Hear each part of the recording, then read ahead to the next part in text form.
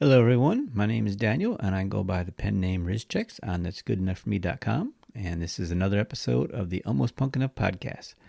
On this episode, I'm going to be joined by Kelly Ogden, the bassist and vocalist, and Luis Cabezas, the guitarist and backing vocalist for the band the Dollyrots.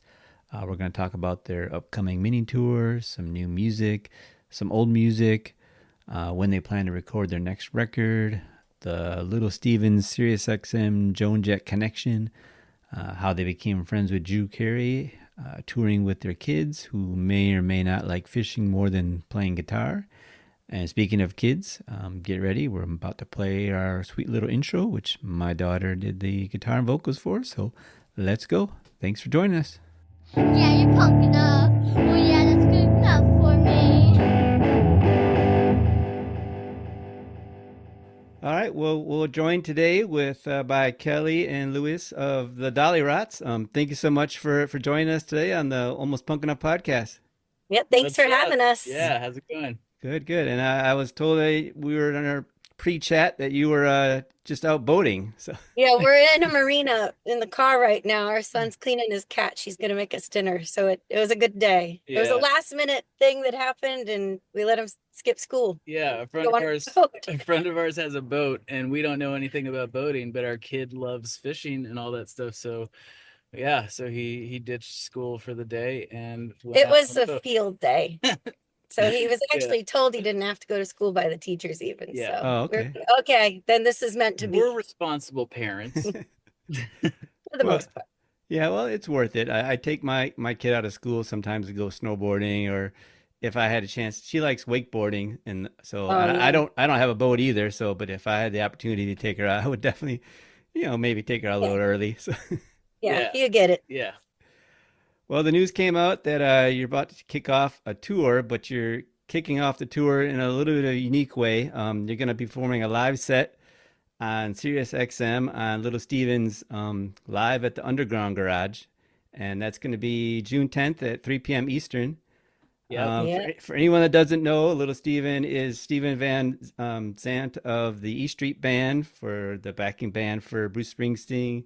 He also owns or runs the Wicked Cool Records, and he was in The Sopranos too, which I haven't personally watched all The Sopranos, so I wasn't really aware of that. But uh, yeah, so you're gonna have a live session with him, and it's supposed to be kind of a intimate, high energy session, and he's gonna be moderating it. So what can we expect for that? Oh man. Well, we're gonna rip through the set, or like five I songs, think six yeah, we're gonna songs. play Okay. about 5 songs. And so yeah, it'll be like getting to see us live. There will be a small studio audience there, and Stevie afterwards, who knows what he's gonna ask us about. Yeah, there's really no Uh, telling. he's a brilliant, interesting dude, and surely, I don't know, he'll steer the conversation in a interesting, brilliant way, I'm sure. Yeah. So yeah. Will this be like the set you're gonna play on your tour, or is this gonna be like new songs or something we haven't heard before? It'll Or probably be is it a secret? uh Honestly, we don't know yet. Okay. we'll definitely play the new single. Yeah, And which is then attention and span. then there might be, We'll we'll play some hits. maybe an obscure one, Yeah. maybe a couple like We'll let Stevie deep pick cuts. one. Yeah, Okay. we'll see what Steven says too. Like Okay. we'll give him like the latitude to help us decide the set list. And is the format then he's gonna ask questions at the end, or will he be like I'm not sure actually. interjecting between every song? Or you're not sure? No, I'm not quite sure Yeah, either. Okay. I'm not sure. The loose This, format yeah, is, we're the second, The second the one, yeah. second one of these. So yeah, there's no. I don't know if the format's set in stone yet, or if it's kind of a we're just gonna have feel to be it out. flexible and go with the flow, I think. Yeah. So you Okay. like Try not to be panicked. anyone listening will be as surprised by what's happening as we are, probably.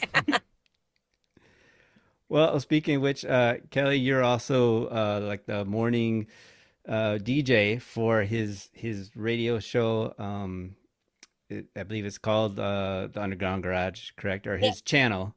Um, Yeah, um, it's and channel 21. and when I looked it up, it looks like some of the other co-hosts that were on the show, and maybe still were like Joan Jett, Mojo Nixon, the late Mojo Nixon. For who, if you're a Dead Milkman fan, you definitely are familiar with Mojo Nixon. And Kim Foley, who founded the Runaways. That just sounds like a really cool bunch of people. I don't know how many of them are still there and how many you interact with, but it kind of feels like with the connection with Wicked Cool Records and your connection with being on Joan Jett, it feels like a big family, you know? Yeah, it really is. I mean, we met Stevie when Joan was a DJ Okay. the Underground Garage for a while, and we had just put out our album Because I'm Awesome with Blackheart Records, Hmm. and so they brought us in to meet Stevie, and he's really just been someone who supported our music since we met.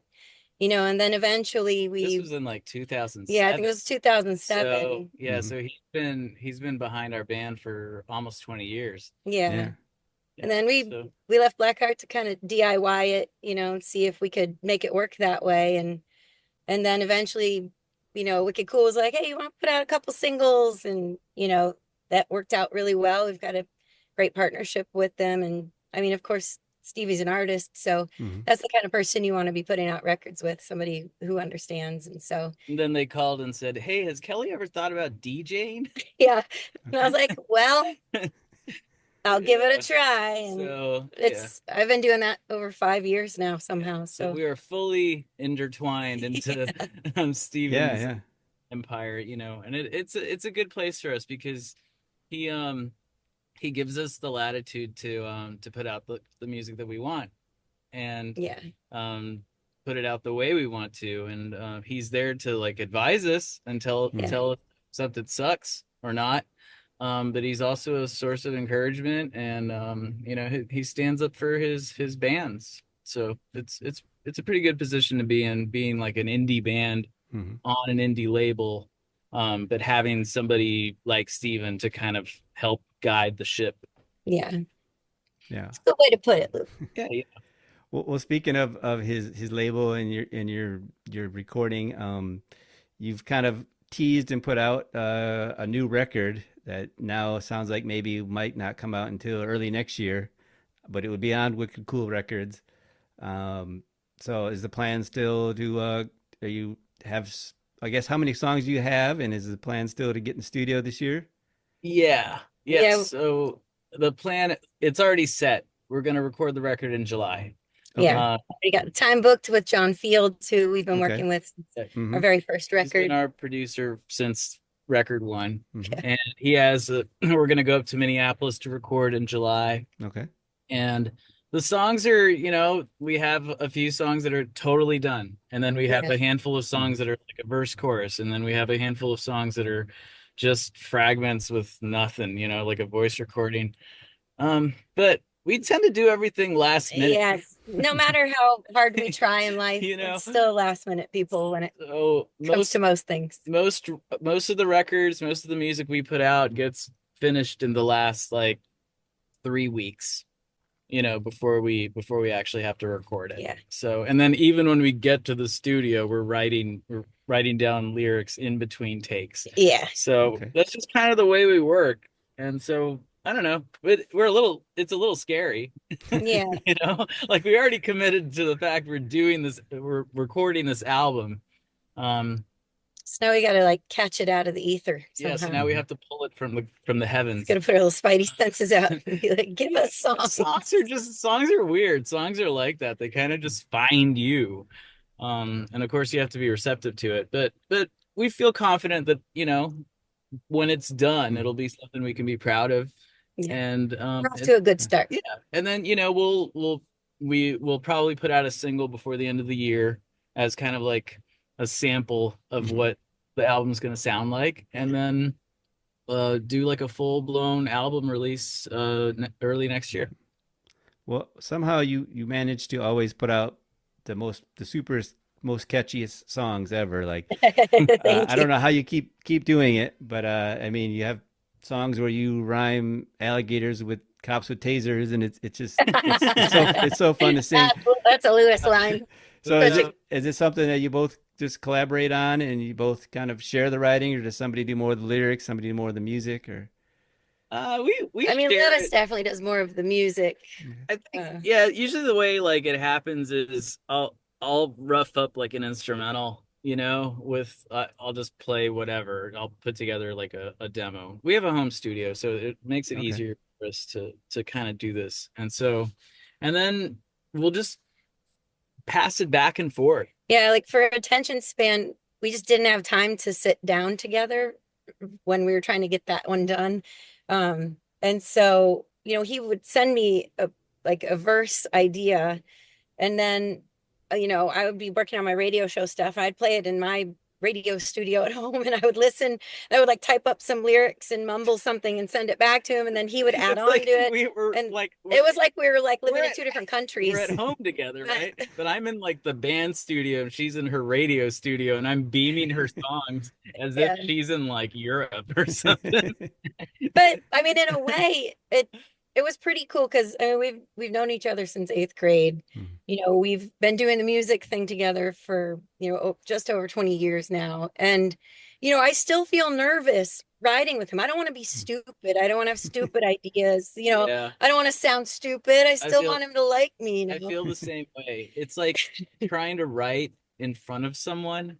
It's just like the most like you're just like naked times a thousand. Mhm. You're just like Yeah, revealing, because your you're thoughts of trying to come like up with something and your idea automatically if you're kind of insecure about it in the way that we can be, it doesn't matter if I know her. It actually makes it worse. yeah, it's Yeah. fear with a stranger.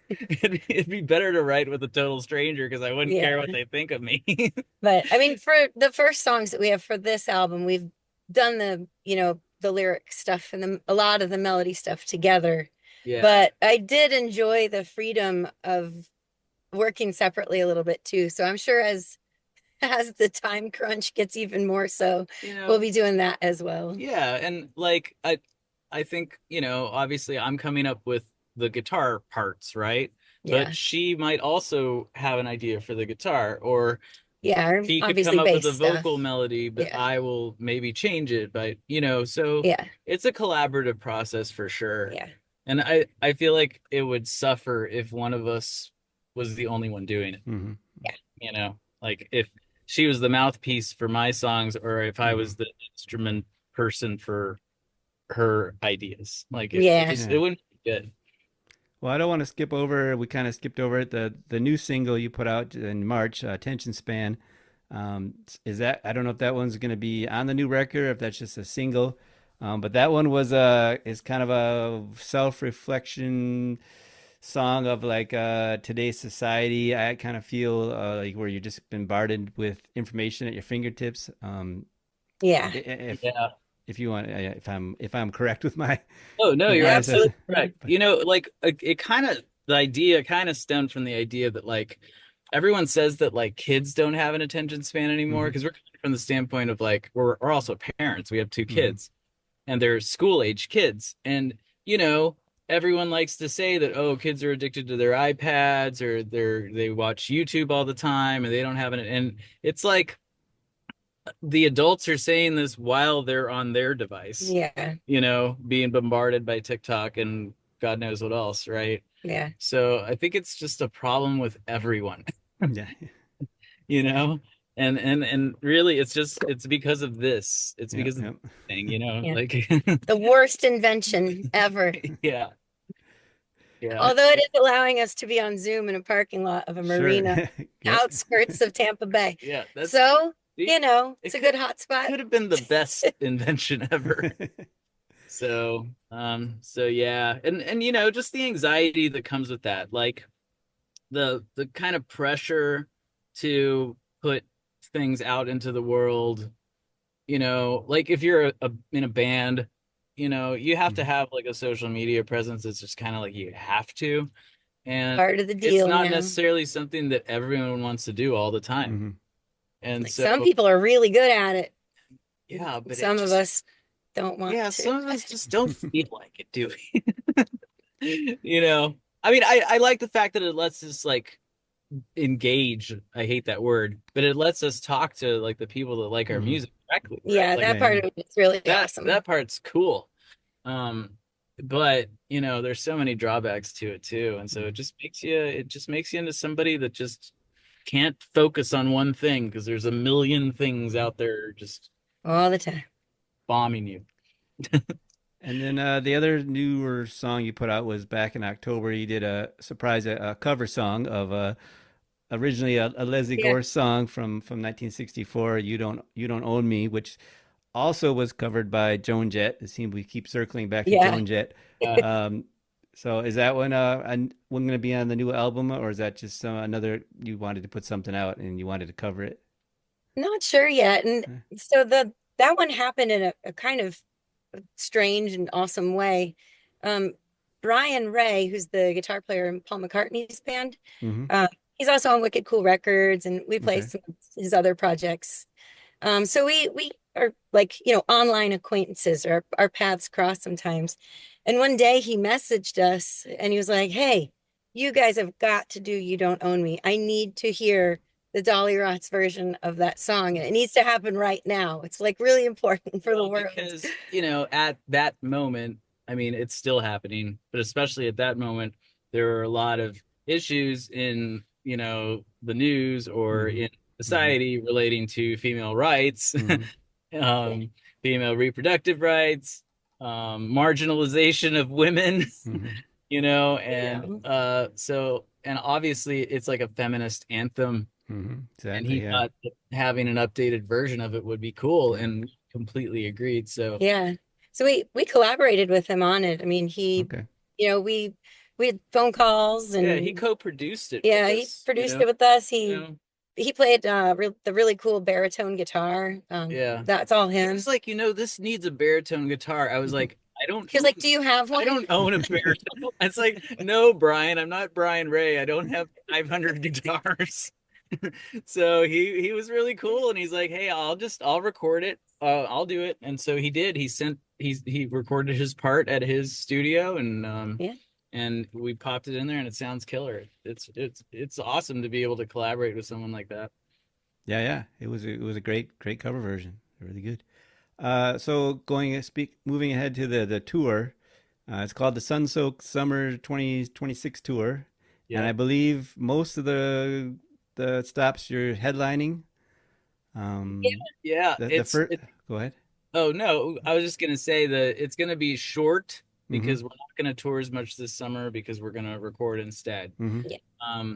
But it's a few headline dates sandwiched in between the Serious thing and Warp Tour DC.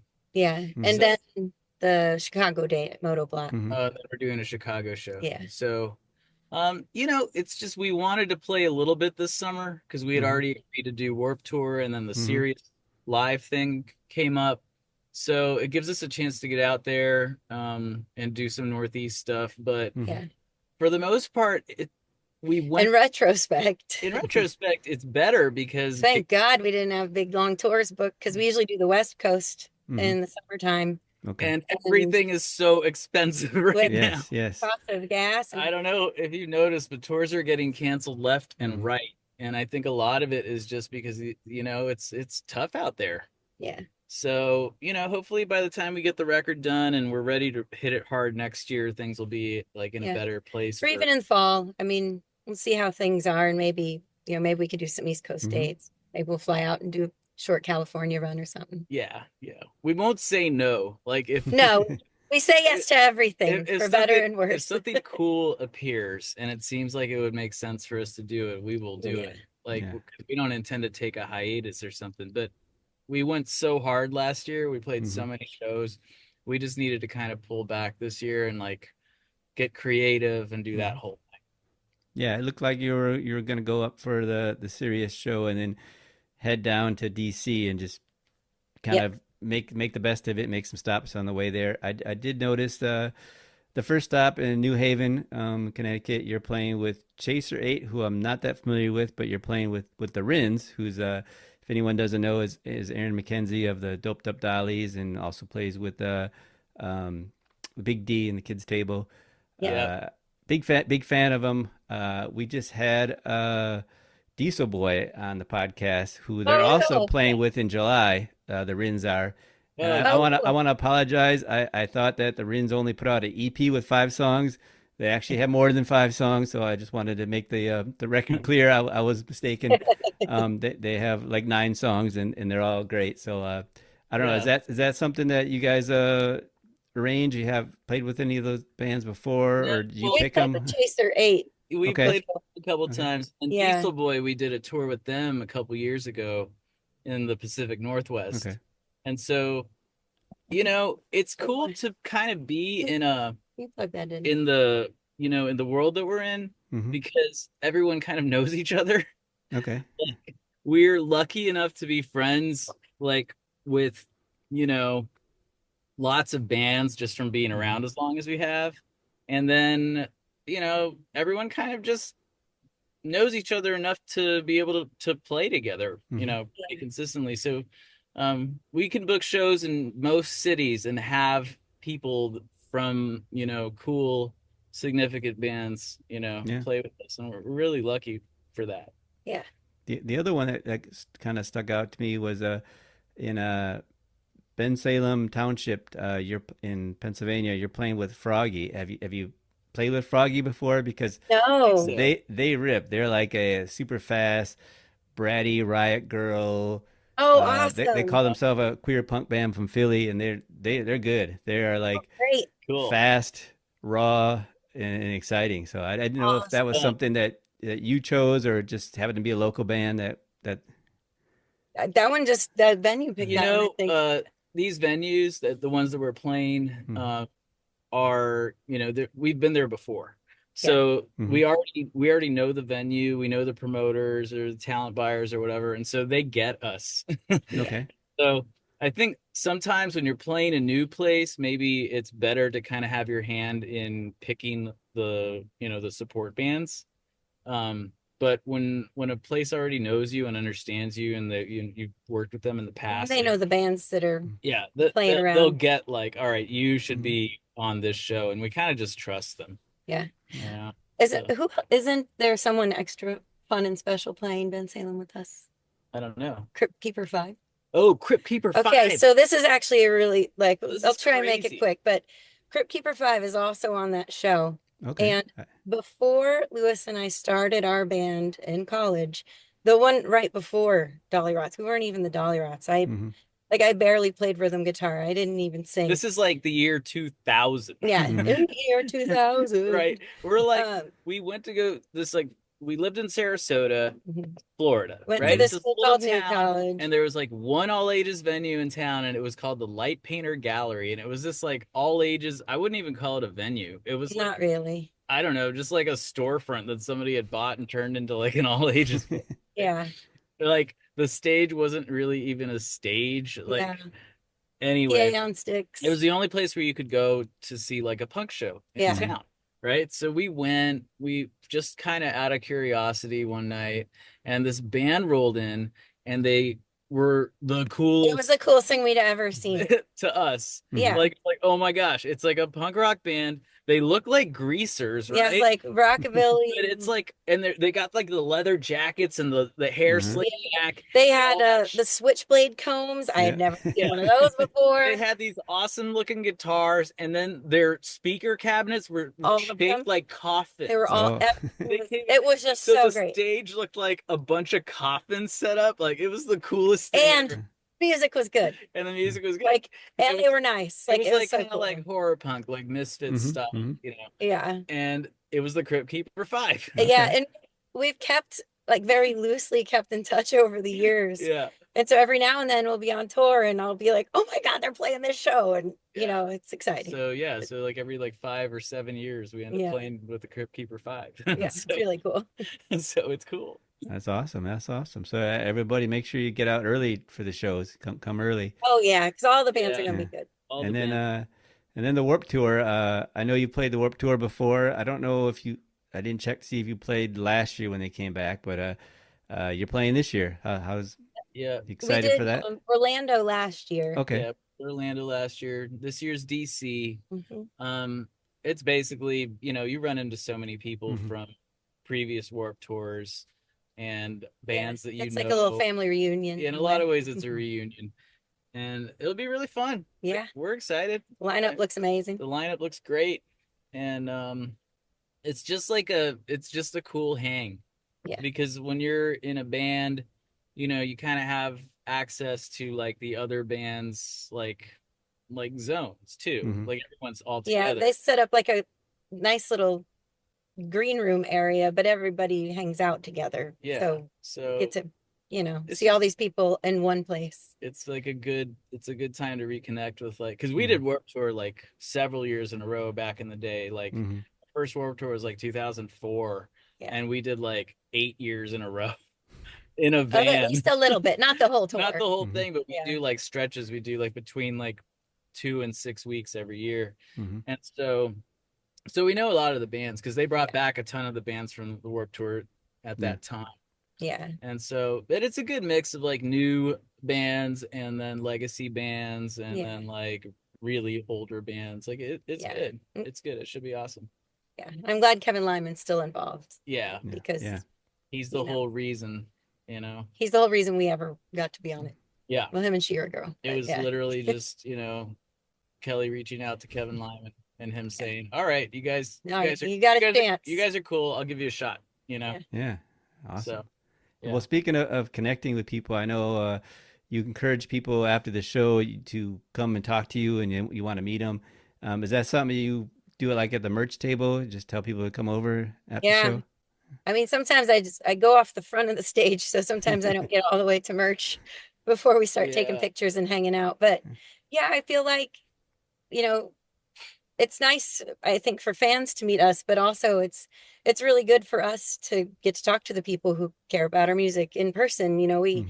we talk to people online and everything, but you know, when we had to skip that year because that whole thing happened in 2020 and Mhm. 2021 a bit, you know, I really missed like hugs, and I missed, you know, being with people, all different types Yeah. of people from all over the world. And so, you know, I really appreciate that people will come out to our shows and, you know, still love our band. And there are new people finding our band every day still. So, you know, I think it's important to make human connections in person as much as we can. And Yeah, it's like even though I'm so tired by the end of a tour, at the end of a night, you know, it's still something that I want to do. it's harder on Kelly's voice to talk after a show than Mhm. to sing the whole show. Yeah.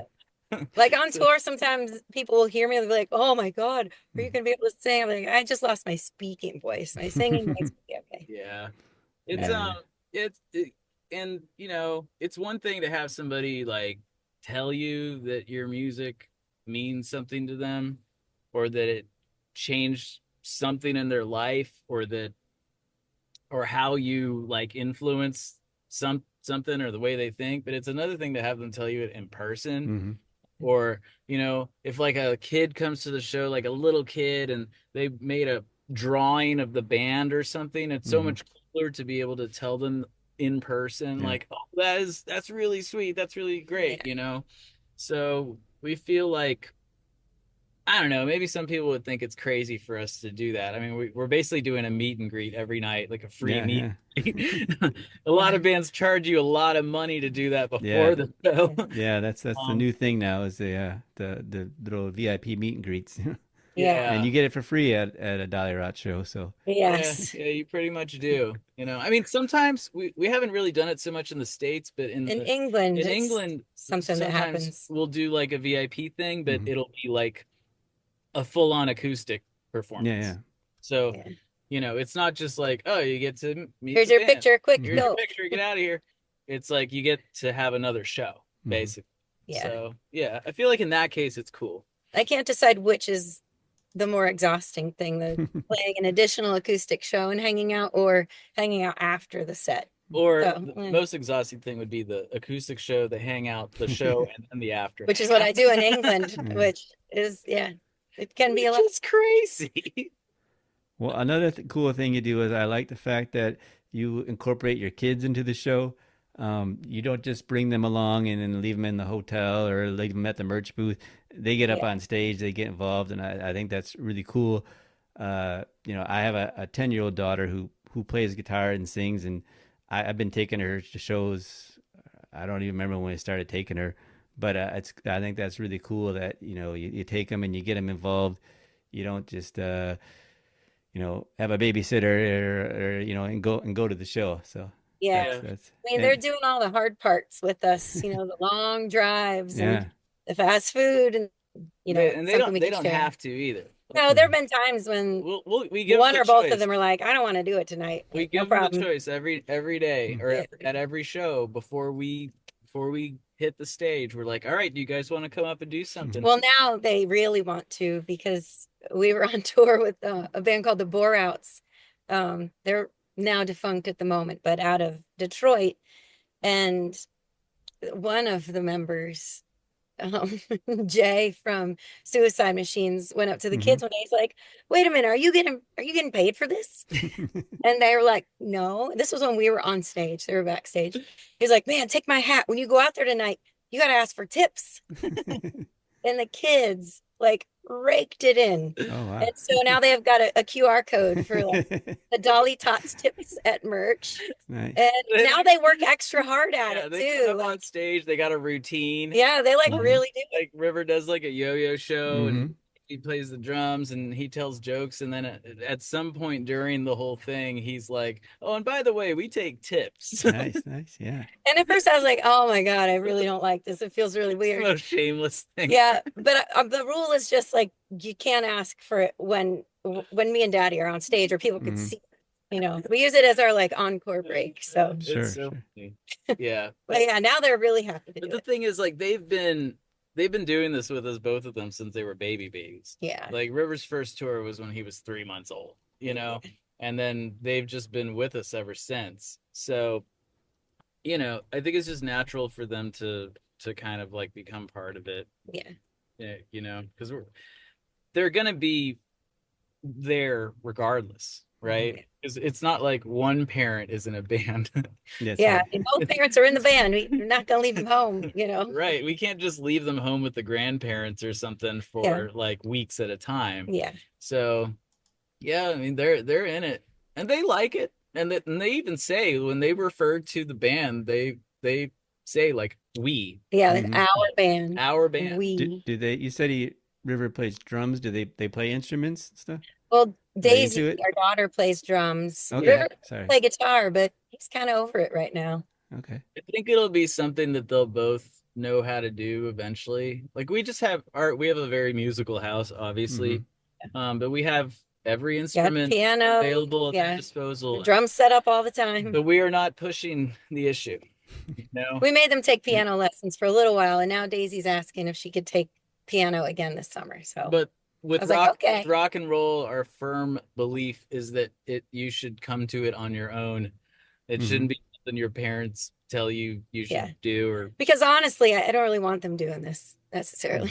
yeah, they can see what it takes to. Yeah, Sure, I mean, yeah. they know how much work we put into things. They know how things aren't exactly always stable in terms of like, things aren't always going to be the same. Yeah. And we're always having to figure out the next step. And so it's kind of a weird life. But they'll figure it out eventually. I'm sure they'll have music in their life in some way. Yeah. It's unavoidable. I think Daisy might end up being our manager soon. Right. There you go. She's good. Yeah. Yeah. So we'll see what happens with them. Or they could just both end up being like biomedical engineers. Yeah. Sure. That's what River wants to be right now. Daisy wants to be a veterinarian. So So, sometimes you do the opposite of what your parents did. Like, yep. So I won't blame them. Anyways, well, we mentioned drummers, and I wasn't sure if I should get into it, but it doesn't seem like it's a sore subject at all. But you've kind of you've gone through a few more drummers than Spinal Tap, but exactly. This tour, who's going to be joining you on this tour for drumming? So Simon, he's been with us how many years now? It's probably 3 years. Yeah, it's a little over 2 years. So we've known Simon since like 2004. Yeah. When we moved from Florida to Los Angeles, his band moved from London to Los Angeles, and we all were in the same scene together. And so, we've we've known each other that entire time. And then he moved back to England, Mm-hmm. married one of our friends. They moved back to England. And when we were out there, one of the last times, he was like, "Hey, if you ever, if Justin wants to take a break from drumming, I'm here." And so Justin wanted to take a break. He's got a little kid and it was getting harder for him to tour. And we're like, "All right, Simon, you're up." And so each time we've gotten a new drummer, usually the person is recommended by the drummer that, steps down. The time before that, we had Justin before Simon, who was recommended by Ricky. And then like it's all a family. And we've had Ike from Go Betty Go. She'll fill in when we need to. We have a lot of friends, and a lot of them are drummers. And the people, like when you go to Wikipedia and you look at the previous band members, the list of drummer, I mean, it's like it's hilarious. And it's funny, but like the thing is, like, we're still friends and close to practically all those people. Yeah. Sure. It wasn't like we haven't had any. There was one sort of not so great breakup, but even that now is okay. It's great. And because the thing is, like, when you make music with people, people go in and out of phases in their life. People get married, people move, people decide they don't want to be in a band sometimes. Yeah, they don't want to tour anymore. We had one drummer, I mean, I'm not going to name names, but we had one drummer who excellent drummer, like awesome drummer, one of the best drummers we've ever played with, right? And they decided they would rather just be in the studio recording. Yeah. And then, like, last year, they won a Grammy for recording, for producing. And so it's like people will develop, different interests as they get older, as they mature. And it's not easy to be a musician in a band that has been touring as much as we have, because you got to have some kind of gig outside of that allows it, which as we all get a little bit older becomes harder to find. Yeah. So, that's definitely a reason. And then also, like, not everyone, like, especially back in the day, it was like we were van touring and sleeping on floors. Yeah, it was really, really like, rough. We were super rugged. It was like we're gonna have peanut butter and jelly. There were a couple tours where my parents had these cases of Slim Fast milkshakes. And they didn't like them anymore. And so we were like, "Oh, we'll take them." And we lived on peanut butter and jelly, Slim Fast milkshakes, and like Taco Bell every other day. We were super skinny too, because it was Slim Fast. Yeah. But other than that, it was whatever anyone would feed us. And so it isn't the lifestyle for everyone. I mean, at this point, it's like we can tour and we get hotels. Yeah, but you still have to share a hotel room. Yeah, maybe a bed. Sometimes. Nobody's getting their own bougie thing. And so, it is being in a punk band or an indie band, or if you're not like on that level of like arena or super or big theater, then you have to make concessions, and creature comforts are the first thing to go. Right? Yep. So it's not for everyone, and even if it is for you, it may not be for you next year or the year. Yes. Yeah. So, but we're still friends. It's cool. I saw you recently posted, I think it was on your social media, kind of a throwback to when you were on an episode of CSI New York, which I personally have never watched CSI, but what I did want to comment about or ask about, this is going way back to when you were on The Price is Right with Drew Carey. Oh yeah. I have to ask about it because our head editor and like co-founder of That's Good Enough for Me, his name's Jeff. His pen name is the White Drew Carey, and that's kind of an inside joke because he used to have his hair bleached blonde, and he had like the well, I'm making hand signals on an audio podcast, but he had the black frame glasses, and somebody said they meant to say you look like a skinny Drew Carey, and they accidentally said a white Drew Carey. So he just ran with it, and that's been his pen name. But I was like, well, when I saw that you've met Drew Carey, on The Price is Right and played songs on the show, I have to ask about like how that came about and how was that? So we woke up one day to a phone call. There was a friend of ours who works in or knows people in TV, right? When we were living in LA, this Mhm. is not This unusual, is right? like, LA is that sort of place where like you're friends with someone and they work on a show and Like in or production they or work in a something, movie and they get your song on the movie or like I mean, it's a very relationship driven town, right? And he called and he was like, "Hey, uh, there's a daytime TV show that needs a drummer. Is your drummer available?" And and we're like, when? They're like, today or tomorrow. it's tomorrow. Yeah. And I'm like, well, I'll call him. And at the time, Chris was our drummer, and Chris loves being on camera. Like, Yeah, like it was he's actor or musician, like, he's very photogenic. yeah, Like he loves being Mhm. on camera. It was like Chris is gonna love this. Like I don't know what it is. It could be Mhm. anything. anything. We had no Mhm. idea what it was. And so I put Chris in touch. And Chris called me back and he's like, "It's for The Price is Right. They want me to drum for The Price is Right." And He's they're like, and I can bring two guests. and I bring you guys. And I was like, that is awesome. And So it was Price is Right. So of course we wore Dollyrots shirts, right? we Yeah. knew that Drew Carey was Like a DJ on the Underground Garage. Oh, okay. Full You circle. see how this Yeah, whole yeah, thing yeah. connected? So And we were like, well, we can we're go. like, maybe we'll get to meet him. We'll bring a CD so we could hand it off. Give him a And CD, we'll give him the shirt or whatever.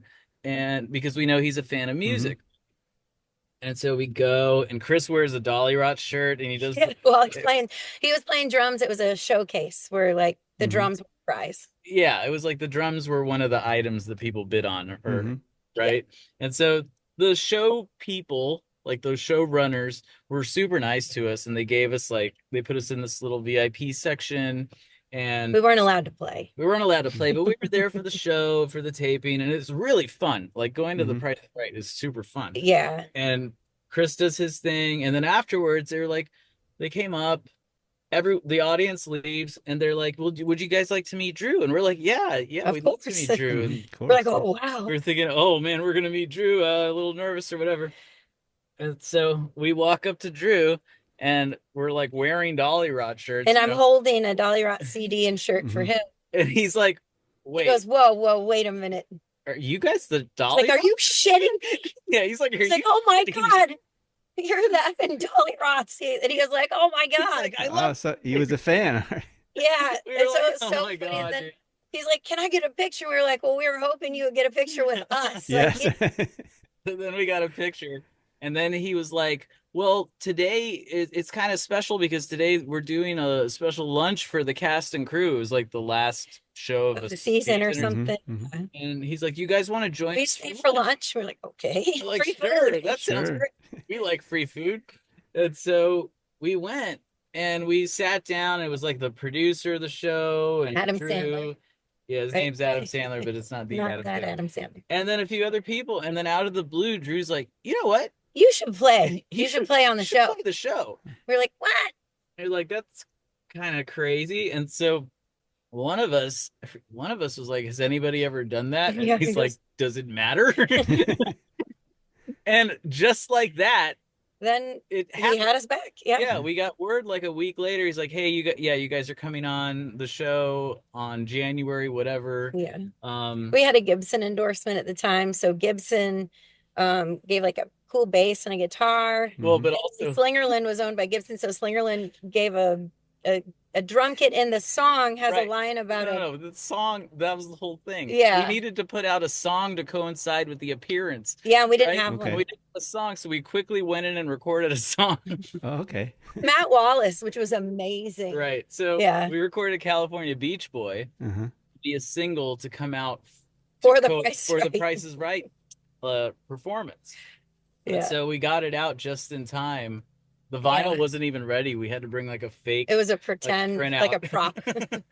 and then yeah, we went on the show and He had us play that song, and then we closed the show with "Because I'm Awesome." Yeah. I recently rewatched the clip and I saw the instruments are part of the showcase that you bid Yeah, on. it was so Unfortunately, the contestant didn't win, I but know, it was kind of a womp nobody womp. won the showcase. And then like nobody won the guitars either. so did Yeah, you get to like, I keep guess- them or?